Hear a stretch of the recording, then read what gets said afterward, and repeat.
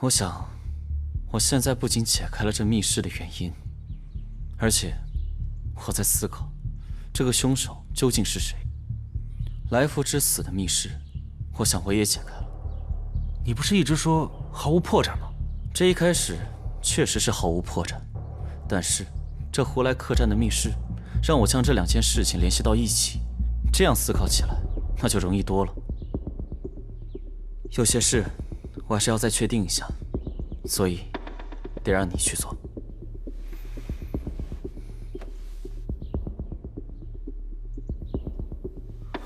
他，白姑娘马上就回来了，你们两边的证据一合并就可以指证了。我明白了，那我先走了，注意安全。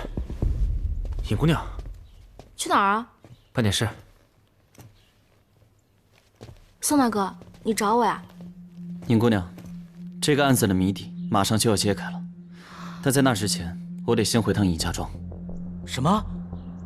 你们要走？将军的死不能就这么算了？杀死你们将军的人，也就是杀死尹茂春、来福、一心道长的人。只要回到尹家庄，这谜底就全部揭开了。宋大哥，可是我娘那边……你娘会这么做，是为了保护一些人，而如今，她已经护不住了。这次我们必须回去。而这个案子，已经非常明显了，这凶手来到尹家，就是为了复仇。你爹选择自枪，也是为了保护这庄子的人，而将军，就是这凶手最后的目标。现在他已经完成了任务，马上就要离开了。你如果放弃，那这些人就是死得不明不白。尹姑娘，你可以选择不明不白的过下去，又或者你可以选择真相，让大宋的律法来制裁他。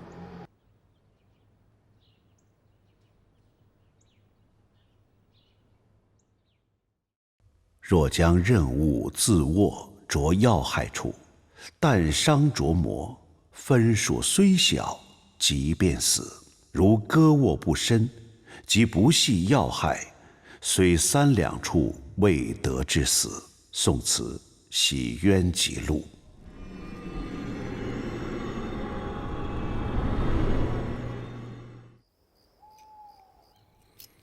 锁芯完好无损，外面暴力开锁，锁面和锁芯应该都是被损坏了，就像反锁的门栓一样，直接断成2块。而少庄主的锁芯却是完好的，那就说明锁原本就没有锁死。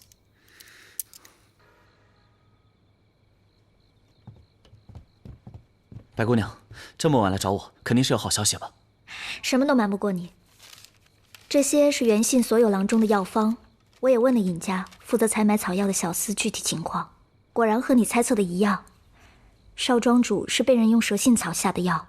这乌拉草，不，这蛇信草，它的药效……按我对药理的理解，稍微懂一些的人都能控制这药效的时长。宋大哥，你别忘了，这个凶手可是能制造出锁心蛊的高手，所以我想控制他的药效并不难。有劳白姑娘了。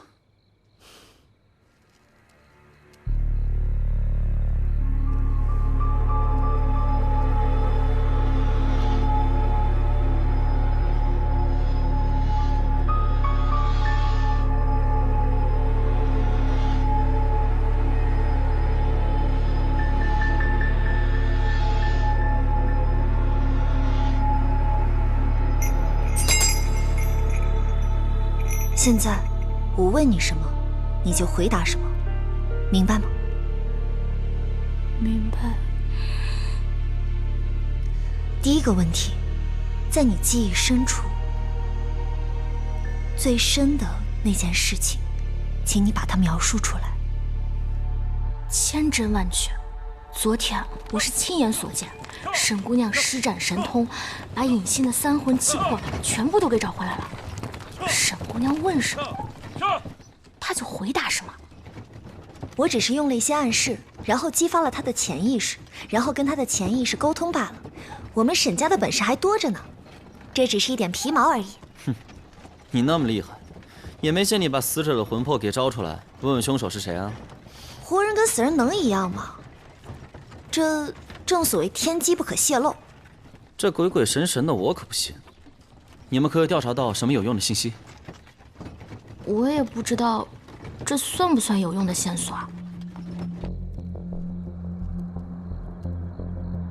不要，我不要。放轻松，慢慢想，把你心底最恐惧的事情说出来。蒙面人杀了娘，2个蒙面人，爹被刺了一剑，他们要杀我，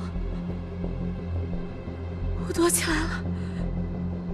哥哥，还有哥哥，外面太冷了，我晕过去了。他在说什么呢？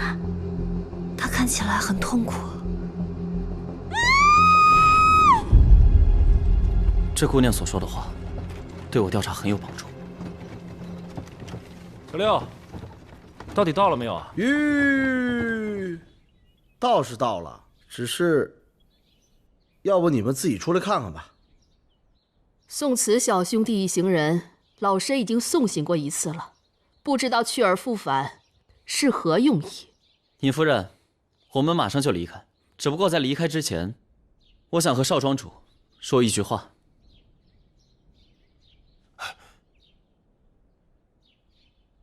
请说。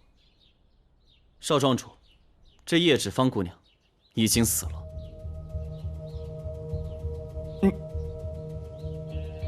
你胡说！超儿，你别听他胡说，我们回去。若是没猜错，这叶芷芳姑娘的化名叫殷兰，她确实是死了。叶芷芳就是殷兰，这到底是怎么回事啊？我们不认识什么叶芷芳和殷兰。超儿，咱们回去。说的是真的。其实你们尹家庄在胡来客栈发生的事，我们都知道。如果没有猜错的话，整个案子参与的人有3个：陈冲、尹超，还有殷兰，也就是叶芷芳。李大哥，这怎么可能？我哥和我师兄怎么会是凶手呢？况且我哥还是受害者啊！没有证据，我是不会出手的。一派胡言！你要再胡乱说话，我就……夫人，乔儿，赶紧回家，不要跟这些人混在一起。枉我把你们当成是巧儿的贵客，竟然这般血口喷人！尹夫人，这关系到将军的死，如果您再阻止宋慈小兄弟说下去，就别怪我不客气了。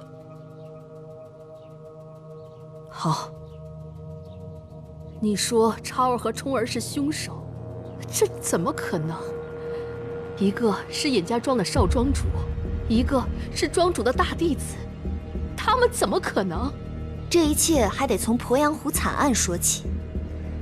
在尹庄主去世之前，你告诉了大家鄱阳湖惨案的真相，但他还隐藏了一个很大的秘密，那就是当时尹庄主兄弟和郎正才3人，并没有杀死叶家的所有人。这卷宗里写的是死了13个人，但尹庄主其实有所隐瞒，死的人数应该是10个人。当时有3个人并没有死，叶家尚在襁褓中的2个婴儿和1个老人，男孩就是现在的少庄主尹超，女孩就是叶芷芳姑娘，他们是兄妹关系。你胡说！当年叶家没有活口，你们还记得吗？当时在井底下总共有几个灵位？这底下怎么还有灵位啊？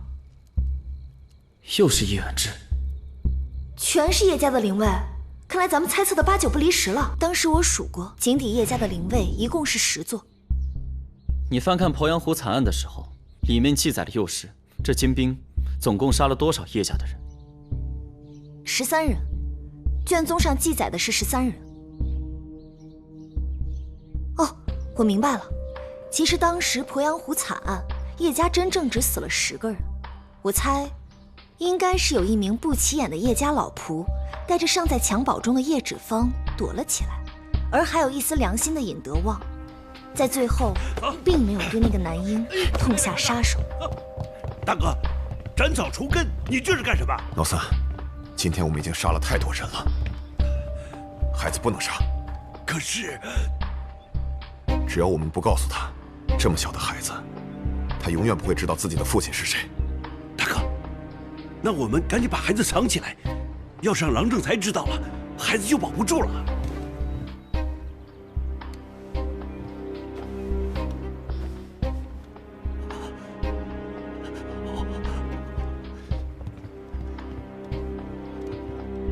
所以沈姑娘，你的意思是，事后尹庄主遭受良心谴责，隐居于此，而信佛的尹夫人深知丈夫罪孽深重，一心想赎罪的她，把这个叶家的孩子视如己出，对他特别好。你胡说，超儿是我的。不错，超儿，哥，你接着说。这家仆自然知道这一切。等叶芷芳姑娘长大以后，他就将这一切全部告诉了叶姑娘。而这叶姑娘来尹家寻仇，可是人手不够，便找到了她哥哥。我想你们相认的时间，应该就是在3个月前吧。少庄主，这个胡岭镇虽然不大，但是该有的都有。老夫人的寿辰还有段时间，您可以慢慢挑选。那行，那你去买点果蔬，不用跟着我了，我自己看看。去吧。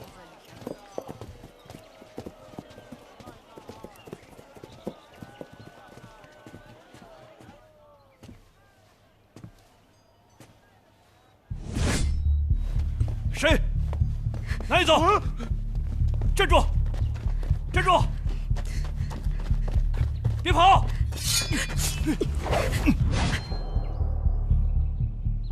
其实一直在我身上的这块玉，是半块，是我亲生爹娘留给我的，而另外的半块，在我妹妹那儿，2块合在一块儿，刻有我们的名字。还有就是，当年带我妹妹离开的老仆，告诉了妹妹我身上胎记的位置。哥，爹娘的仇，我们全家的仇必须要报。这一刻我已经准备很久了，你不要再犹豫了。可他们视我为己出，他们只是为了赎自己犯下的罪罢了。要知道，我们全族上下都死在了那个将你视为己出的尹家，他们收留你。你又怎么会知道他们没有一心呢？哥，我才是你的亲妹妹。我们兄妹2人多年无法相见，都是拜神所赐啊。超儿，你夫人，超儿，夫人，把这里全部围住，一个都不许走。是。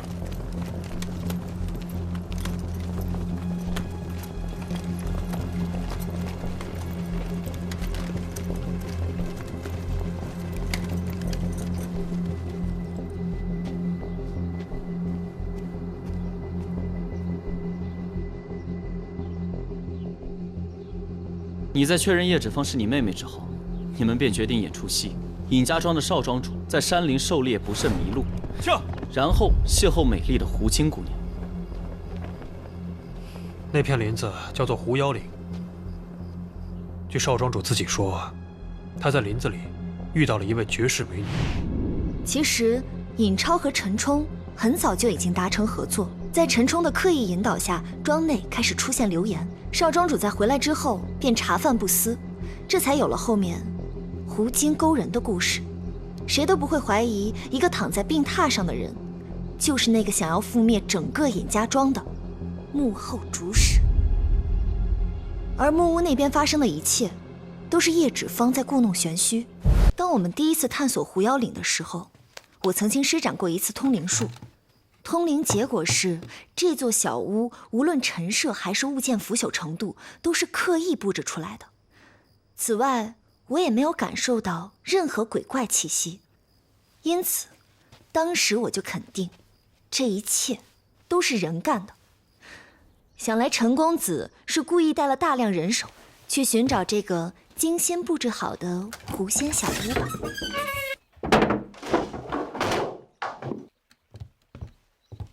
陈冲少爷，这间屋子已经很久没人住了。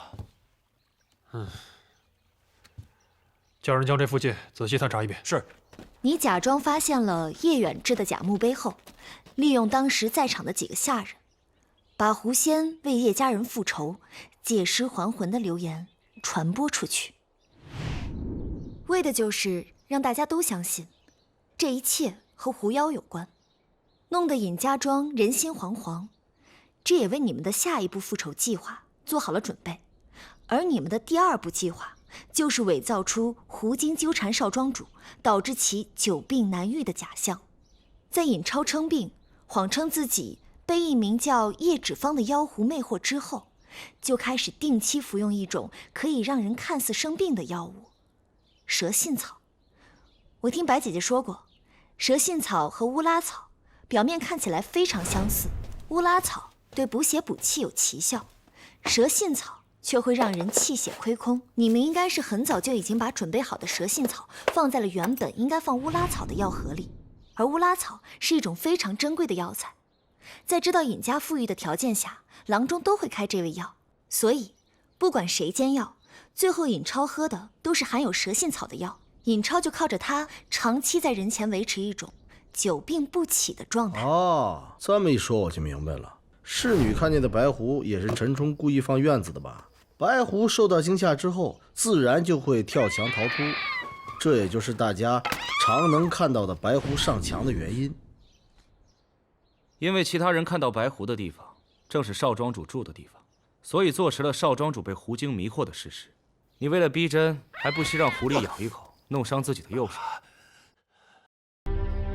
然后一心道长的出现，其实是陈冲和尹超花钱请人来冒充的，因为他们知道尹庄主要外出寻觅高人，所以特意安排一心道长在某个地方和他偶遇，并且说出庄内的事情，让尹庄主深信不疑。然后就有了一心道长赐福这一出。你们算好了，这府上总共有多少人？故意少给出一张符，这来福在没有拿到符的情况下，你和尹超便用精心设计的密室将他杀死。有一个细节是在我开始怀疑你以后回想到的，当初其实是你负责把符分发下去的。看似这些符是平儿发给大家的，实际上是你将这些符给到平儿的。昨天大师兄给平儿一沓符纸，说是一心道长给的，如果随身携带可以保平安。有些细节特别容易让人忽略掉。其实你早就看出了平儿和来福关系并不好，你故意将符让平儿来发，而这平儿自然最后才想到来福。也就是说，来福没有拿到符纸，本来就不是巧合，而是你们精心设计的结果。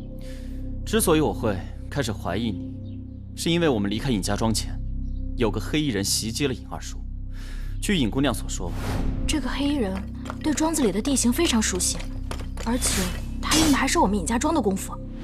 而尹家打得过他的只有2个人，一个是死去的庄主，另一个那就是你。那天的黑衣人是左手拿剑，那是因为你的右手被狐狸所咬伤了。而那天晚上你是最晚回来的。我听说出事了，乔儿，你没事吧？我没事儿，只不过让那个人给跑了。傍晚时分，我奉夫人的命令到镇上的药房去给少庄主抓一些进补的药。要是我在的话，我一定抓住这黑衣人。你找理由说是去买药，但是我让子方去调查了镇上所有的药店，有些事我还需要再确定一下，所以得让你去做。放心吧。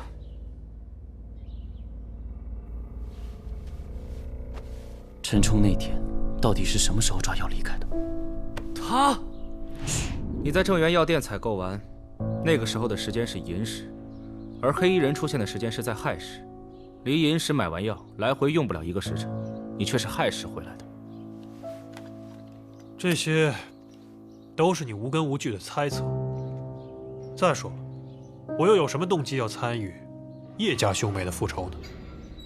这里就不得不提到另外一对兄妹了。其实，当年鄱阳湖惨案不只造成了一对兄妹的悲剧。如果说尹超的身世是尹家的第一个秘密的话，那这对兄妹的身世就是尹家的第2个秘密了。其实第2对兄妹今天都在这里，陈冲和尹欣。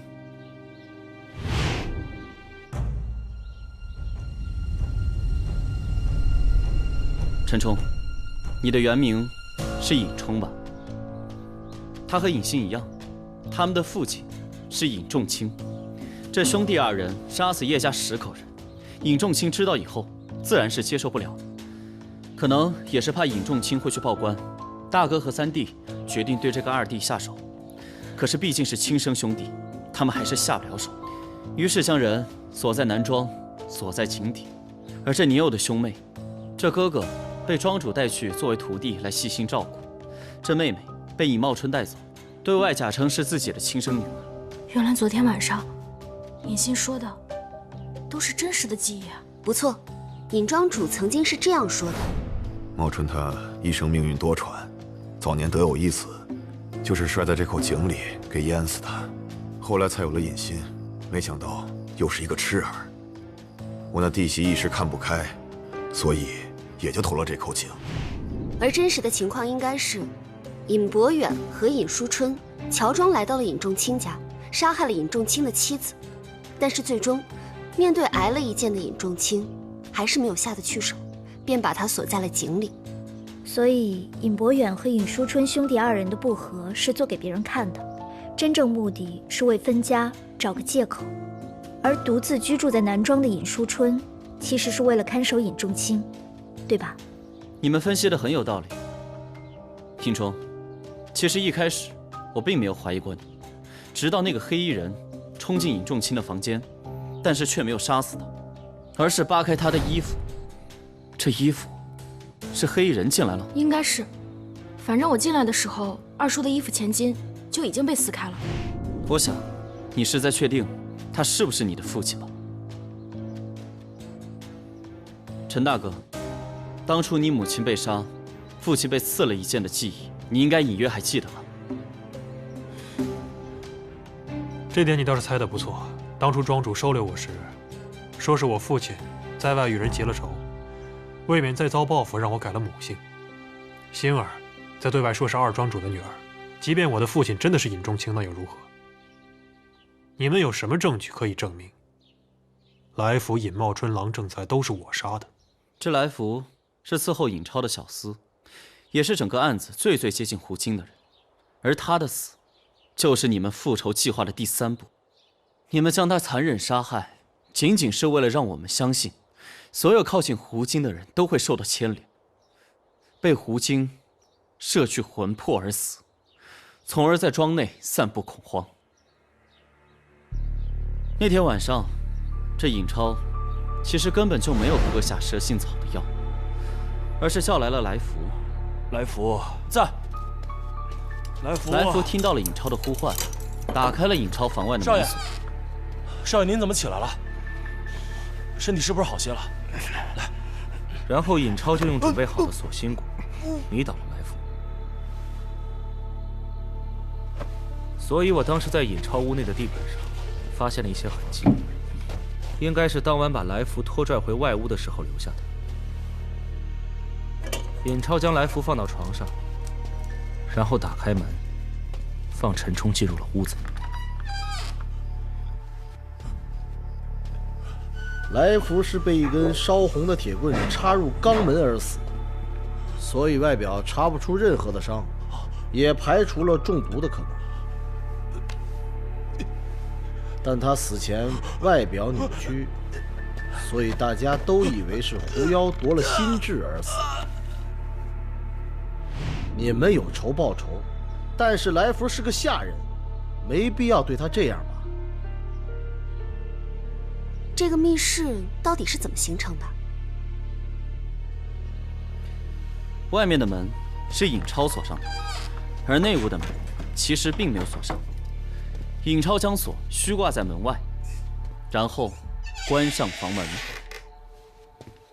这个密室第一个冲进去的人，必然是陈冲，而他当着所有人的面将门锁给砍断。所有人听到门锁落地，自然以为门是锁上的。白姑娘，你可有看到这个锁是否锁上？没有注意。因为当时来福的死状特别可怕，我的注意力都在来福身上。是陈冲砍断门锁、破门而入的这个行为，让人本能地觉得内屋的门是锁上的。其实他这个行为本身就存在破绽。如果要开门，正常的反应是先找钥匙，在找不到钥匙的情况下，才会用别的方法。而陈冲一上来就砍开门锁的行为，我们从一开始就忽略了。这只是你的猜测。内屋的门锁是锁上的，当时因为时间太紧急，我来不及思考，所以我就直接劈开了它。我当然知道，你一定会这么说，所以我把证据也带来了。这个门锁锁舌是坏的，锁芯却是好的。如果说这门是锁着的情况下，你一刀劈下去，锁芯应该也会断成2截。可是这把锁上的锁芯却是完整的，所以这锁必定是在虚挂的情况下被砍断的。所以说，这就是个伪密室，而郎正才那个密室，才是个真正的密室。你快说，郎将军是怎么被杀的？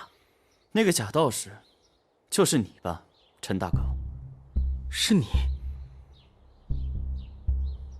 这一切都是叶芷芳的计谋。叶芷芳化名殷兰，将郎正才迷得七魂八倒。你们断定庄主和尹茂春肯定会来找郎正才。我不明白，这个殷兰不，叶芷芳，如果是和陈冲一起干的，那他为什么会死？难道说他自枪是为了让这个密室看上去更像一个完美的密室吗？他并不是想死，这一点我是从他的尸体上看出来的。肩膀和手臂这2处伤痕不是致命伤，大腿处是流血最多的。若是自杀，谁会切开自己的大血管？应该是往自己的胸口、自己的心脏、自己的喉咙处扎。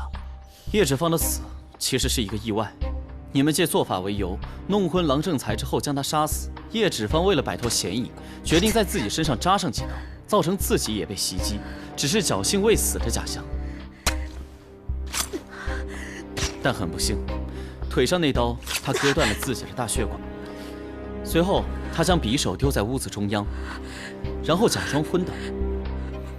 可没想到在阴差阳错之下，真的失血而亡了。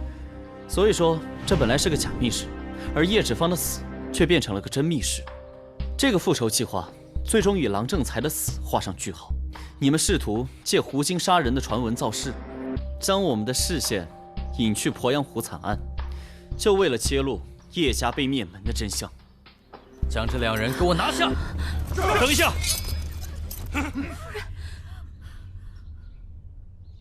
娘，你一直视我为己出，甚至把对俏儿的爱都分给了我，不能为你养老送终了。超儿，如今那些害我家破人亡的人都已经死了，我已经没有遗憾了。俏儿，照顾好娘。不要，超儿，少爷，不要，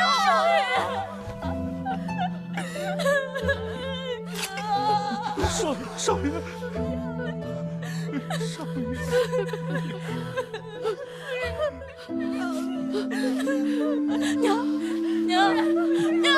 娘，你罪了，娘！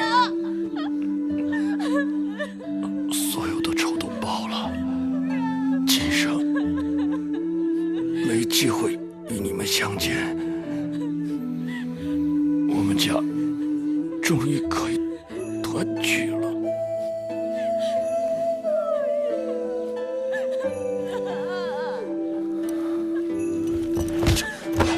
师兄，你们干什么？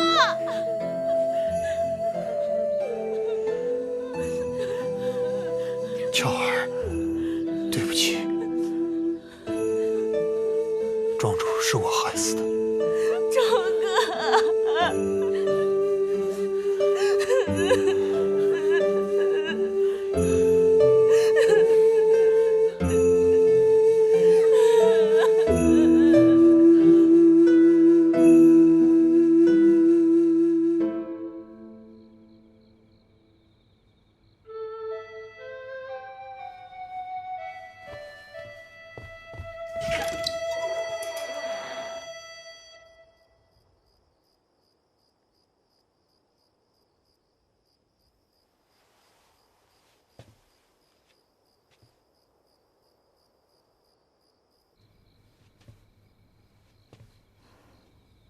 我真的没有想到，我哥居然是叶家的孩子。可我冲哥也……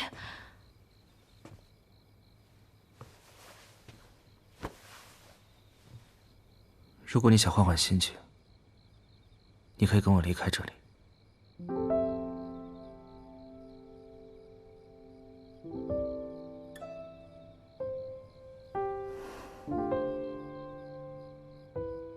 我从小在我爹的庇佑下长大，我觉得有朝一日，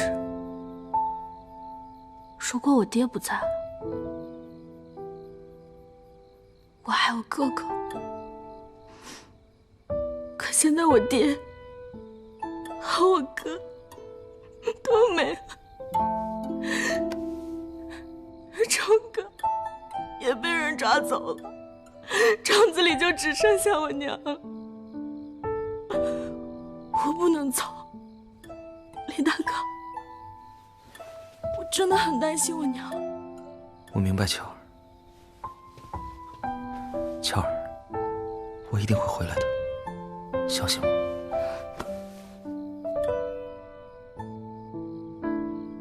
你说是不是所有事情都揭开谜底？这真的是好事吗？可是寻求真相，不一直都是你所追求的吗？至于有罪无罪，是好是坏，这本不该你考虑，而是官府考虑的事。话是这么说，可这尹庄……至少尹姑娘是无辜的，你救了她。无论怎么样，这件案子，多谢你和小神婆，你们俩在关键点上起到了关键的作用，谢谢你。其实，第一次听到某人在背后说我的好话，难得啊。啊？谁说你好话了？我怎么没听见呢？本姑娘今天心情好，不想跟你贫嘴。现在案子已经破了，咱们是不是也该离开了？那我们收拾一下，走吧。可是，尹姑娘怎么办？你就别操这个心了。怎么还嫌自己这蜡烛当得不够亮啊？刚才贾刚已经带着部队离开胡岭镇了，陈冲也已经交给官府处置，可直到现在，他还一句话都没说呢。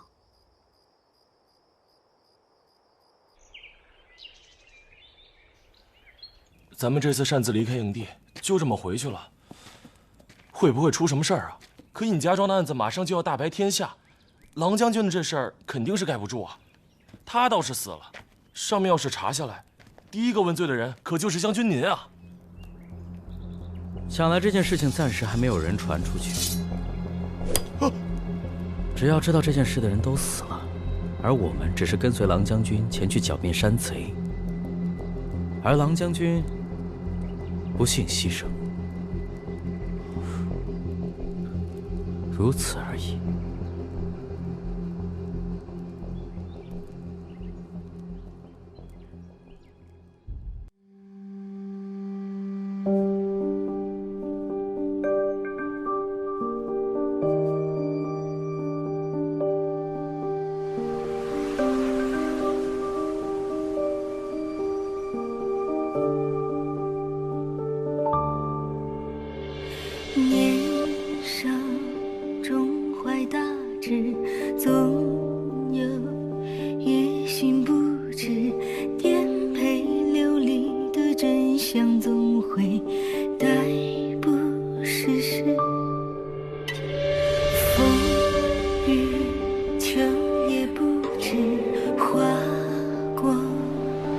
场乱世，蔓延冰冷的政治纵有。